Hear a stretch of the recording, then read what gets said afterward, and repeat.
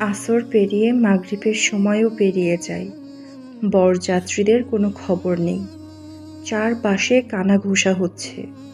হয়তো বিয়েটা আর হবে না। নাওরাকে নিয়ে অনেক আজে বাজে কথাও হচ্ছে। তার দাদা বাড়ির মানুষগুলো বলছে, আগে বাপ মাকে খেয়েছে, এখন জামাইটাও গেছে। তবে এত কথার মাঝেও নাওরা শান্তভাবে বসে আছে। মনে মনে শুধু নাফসানদের জন্যই দোয়া করে যাচ্ছে। নিশ্চয় আল্লাহ তার সাথে খারাপ কিছুই করবেন না। ওই বাড়ি থেকে খবর এসেছে। নাফসানদের খবর পেয়ে রাশিদ খান আর নাশিদ বেরিয়ে গেছে। সেখানেও ছেলেদের চিন্তায় মাহমুদা বেগম কান্নাকাটি শুরু করেছেন। নাওরা হালকা পাতলা শুনতে পায় বাহিরে কেউ কথা বলছে, গুলি লাগার কথা। নাওরার হৃদয় যেন কেঁপে ওঠে। টেনশনে হাত পা ঘেমে একাকার। বিয়ে বাড়ি বলে কোনো কথাই লুকিয়ে রাখা যাচ্ছে না। তার উপর রাজিয়া বেগম তো আছেনই। নাওরা ভাবছে মাহমুদা বেগমের মতো শান্ত মহিলাও কান্নাকাটি শুরু করেছেন। তবে কি সত্যি খারাপ কিছু হয়েছে? বিয়েতে আশেপাশে যারা এসেছিল তারাও এত সময় পর চলে যাওয়ার সিদ্ধান্ত নেয়। যদি বিয়েটাই না হয় তাহলে তাদের থেকে কি লাভ? প্রতিবেশীদের কাজই তো বিয়েতে কি হয়েছে এসব নিয়ে আলোচনা সমালোচনা করে খেয়ে দিয়ে চলে যাওয়া। তবে এমন পরিস্থিতিতে খাবারেরও ব্যবস্থা করা যাচ্ছে না। সবাই টেনশনে আছে। তবুও বড় ভাই হিসেবে সৈকত অনেক চেষ্টা করেছে সবাইকে শান্ত রাখার। তবুও যখন তারা চলে যেতেই নিবে, ঠিক তখনই বাহিরে গাড়ির শব্দ পাওয়া যায়। বাহির থেকে একজন দৌড়ে এসে বলে বরযাত্রীরা চলে এসেছে। এই খবরটা রিশা গিয়ে নাওরাকে জানায়। তাকে দেখেই বোঝা যাচ্ছে না সে খুশি নাকি বেজার। তবে সে চুপচাপ নাওরার পাশে বসেছিল। হয়তো একটু আন্দাজ করতে পেরেছে একটা মেয়ের লাইফ কেমন হতে পারে। সামান্য কিছু সমস্যার জন্য মেয়েটার কেমন ক্ষতি হতে পারে। সেও তো একজন মেয়ে, তাই না? রিশার মুখ থেকে বরযাত্রী আসার খবর শুনে নাওরা খুশিতে চোখে পানি চলে আসে। দৌড়ে গিয়ে জানালা দিয়ে নিচে গাড়ি থেকে নাফসানকে নামতে দেখে স্বস্তির নিঃশ্বাস ফেলে। নাফসানের শুধু কপালে ব্যান্ডেজ করা, বিয়ের পোশাকই পরা আছে। তবে নাহিলের অবস্থা দেখে নাওরা আঁতকে ওঠে। নাহিলের এক হাতে বেশ বড় করে ব্যান্ডেজ করা। তবে কি নাহিলের কিছু হয়েছে? নাহিলকে দেখা মাত্রই সাফিয়া কান্না চলে আসে। এতক্ষণ টেনশনে তার অবস্থা খারাপ ছিল। এখন নাহিলকে দেখে স্বস্তি পেলেও তার অবস্থা দেখে কষ্ট লাগছে। এত মানুষের মাঝে কি সে একটু কথা বলতে পারবে? সে যে আজ একটু কথা বলার জন্য ছটফট করছে। নাফসান বর বেশি সোজা বাসায় ঢুকে। এমন এক পরিস্থিতি সৃষ্টি হয়েছে, কারোর মজা করারও মুড নেই। নাফসান সবাইকে অগ্রাহ্য করে সোজা নাওরার রুমে ঢুকে। সে আসতেই রুমে বাড়তি যারা ছিল সবাই বেরিয়ে পড়ে। নাফসানকে দেখেই নাওরা দৌড়ে গিয়ে সোজা শক্ত করে জড়িয়ে ধরে। নাফসানও এক হাতে নাওরাকে শক্ত করে বুকে আঁকলে রাখে। মারামারি করে সারা শরীর ব্যথা হয়ে আছে। এতক্ষণে যেন একটু শান্তি অনুভব হচ্ছে। আর নাওরা তারই বুকে হামলে পড়ে আচ্ছা মতো কান্নার পর নাওরা বলে, কোথায় গিয়েছিলেন আপনি? এই দিনে কিসের এত দরকারি কাজ ছিল? মেয়ের বিয়ে, বাবা মায়ের আত্মার শান্তি বলে একটা কথা আছে না? আমি তো শুধু একটু সাহায্য করেছি। তোমার বাবাই সব করে গেছেন। মানে? তোমার সেই ক্যামেরাটা, সেখানেই এভিডেন্সগুলো ছিল। একটা ছোট্ট মেমোরি কার্ড। অনেক চেষ্টার পর সেগুলো উদ্ধার করা গেছে। কিছু ভিডিও আর রেকর্ডিং ছিল। এতে শাহেদ খানের আগের কুকর্মগুলোর এভিডেন্স ছিল। আর বর্তমানেরগুলোতে লামিয়া আর জাহাঙ্গীর আঙ্কেল সাহায্য করেছে।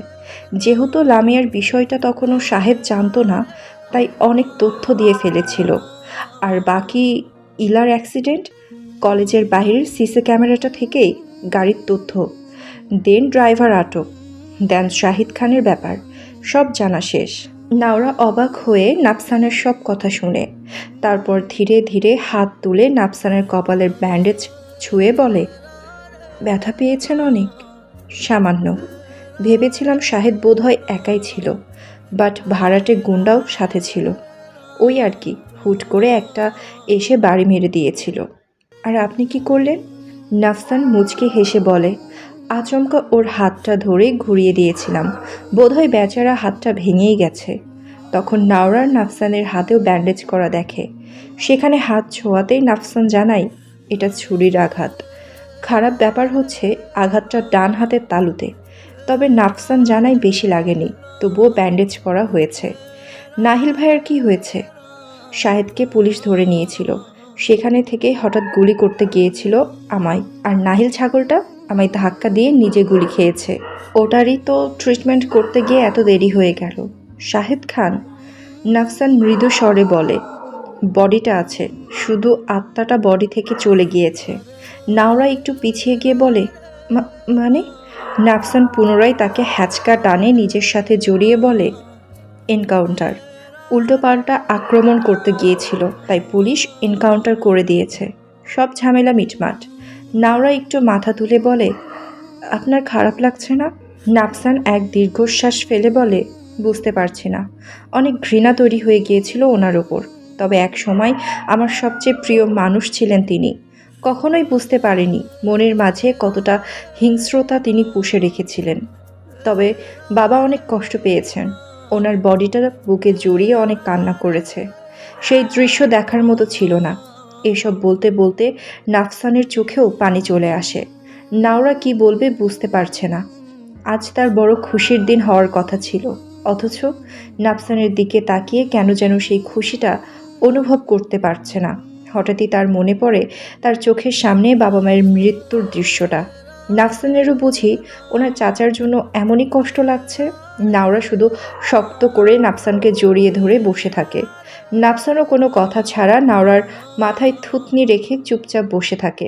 কিছুক্ষণ পর নাফসান নিজেকে সামলে নিয়ে নাওরাকে নিজের বুক থেকে টেনে তুলে কপালে চুমো দেয়।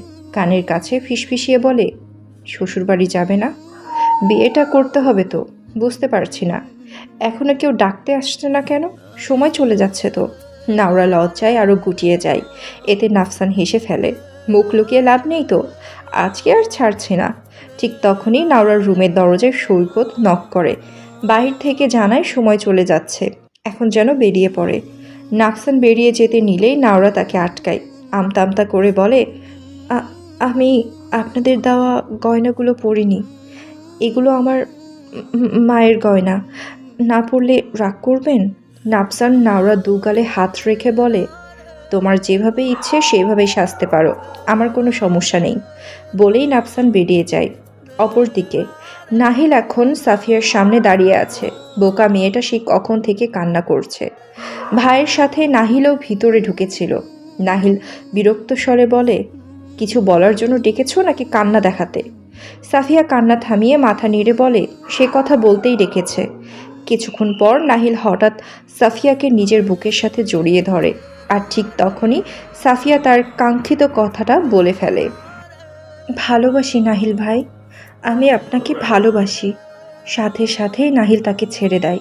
কি বললে? আরেকবার বলো। সাফিয়া আবারও মাথা নিচু করে ভালোবাসার কথা জানায়। শিওর তুমি? হুম। শুধু ভালোবাসো নাকি বিয়েও করতে চাও? দুটোই। যদি বলি আজই বিয়ে করতে, করবে? নাহিল হঠাৎ সাফিয়ার হাত ধরে টেনে বাইরে নিয়ে যেতে থাকে। রাশেদ খান আর নাশিদ মিলে নাওরার মামা মামির সাথে কথা বলে নেয়। আজ যা যা হয়েছে সব কিছু সংক্ষেপে বলে শোনায়। রাজিয়া বেগম ঝামেলা করতে চেয়েছিল। সৈকত ধমকে মাকে ভিতরে পাঠায়। এছাড়া আর উপায় ছিল না। রিশা নিজে এসে মাকে টেনে নিয়ে চলে যায়। অপরদিকে এত কিছু শুনে সবাই চমকে যায়। কত বড় বিপদ থেকে বেঁচে ফিরল। সিয়ামও সেখানেই ছিল। সে খোঁজ করতে গিয়ে লামিয়ার থেকে জেনে কাঙ্ক্ষিত জায়গায় পৌঁছে গিয়েছিল। ঠিক তখনই সানানের সাথে বাইকে করে ইলা চলে আসে। মাকে সামলাতে গিয়ে সে আসতে পারেনি। বাবা ভাই তো হাসপাতাল থেকেই সোজা বিয়ে বাড়িতে চলে এসেছিল। তাই তো সানানকে দিয়েই ইলা আর মিষ্টিকে আনতে পাঠিয়েছিল। ইলা এসেই আগে নাফসানকে জড়িয়ে ধরে। অনেক ভয় পেয়েছিল সে। তারপর নাহিলকে খুঁজেও পায় না। কিছু একটা বোঝা যায়, তাই আর কিছু বলে না। বিয়ে বাড়িতে অনেকক্ষণ ধরে কাজী অপেক্ষা করছিল।